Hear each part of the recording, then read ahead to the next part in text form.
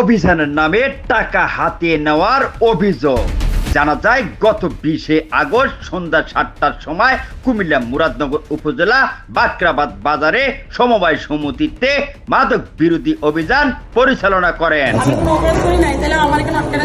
এ অভিযানে অংশগ্রহণ করেন মুরাদনগর থানার এসআই মঈন এবং সহকারী কমিশনার ভূমি সাকিব হাসান খান। তবে এই যৌথ অভিযান পরিচালনা করার সময় কয়েকজন ভুক্তভোগীকে মারধর করে তার সাথে সমবায় সমিতির অফিস থেকে সিসি ক্যামেরা ও ডিভাইস ছিনিয়ে নেন বলে অভিযোগ করেন।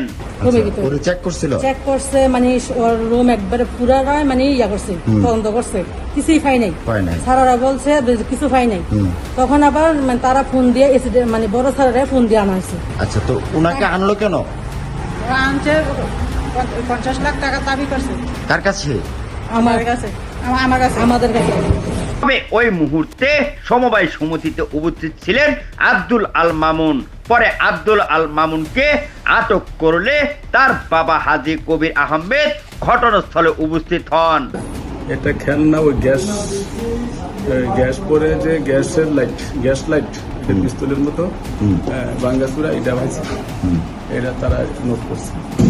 ওইটা এরপরে আমি বললাম যে স্যার আপনাদের কিছু পান নাই, আপনারা অনেকক্ষণ লিঙ্গার করতেছেন, আপনারা আসেন চা পানি খাইয়া আপনারা করেন, আমরা যাবো আপনার কাছে কিছু পান।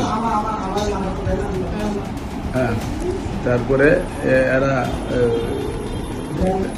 এরা অপেক্ষা করতেছে। এরপরে ইয়ারে ফোন দিচ্ছে সিলিন্ডার আসলো। আসার পরে এও খুব তন্ন করলো, এরও মুড়াইছে জামাইলে। এরপরে এর পূর্বে তারা বলছি স্যার আমরা যা কোনো কিছু পান নাই, আপনারা কেন আমাদেরকে এই করতেছেন? মেয়ের এটাকে নিয়ে অর্ডার দিচ্ছে যে 50 লাখ টাকা লাগবে, যদি হয় তাহলে আমরা ছেড়ে দেবো। আচ্ছা, ওরা এরকম আর কি এরকম নিয়ে গেল। পরে অভিযোগ করেন আইনের ক্ষমতা অপব্যবহার করে তার বাবা হাজী কবির আহমেদকেও আটক করেন। পরে এই ঘটনা শুনে আব্দুল আল মামুনের বোন জামাই ঘটনাস্থলে উপস্থিত হন।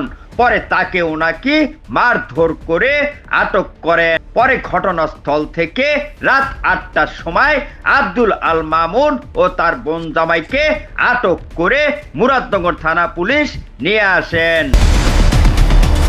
তার সাথে আব্দুল আল মামুনের বাবা হাজী মোহাম্মদ কবির আহমেদ ঘটনাস্থলে পুলিশের হাতে মার খেয়ে আহত হলে তাকে হসপিটালে পাঠানো হয়। পরে এই ঘটনা শুনে আব্দুল আল মামুনের স্ত্রী মিমি বেগম রাত 11টার সময় মুরাদনগর থানায় উপস্থিত হন। পরে শোনা যায় মিমি বেগম মুরাদনগর থানার অফিসার ইনচার্জের সাথে কথা বলতে গেলে মিমি বেগমকেও মারধর করে আটক করেন। তবে এ অভিযোগ রয়েছে মুরাদনগর সহকারী কমিশনার ভূমি সাকিব হাসান খানের বিরুদ্ধেও।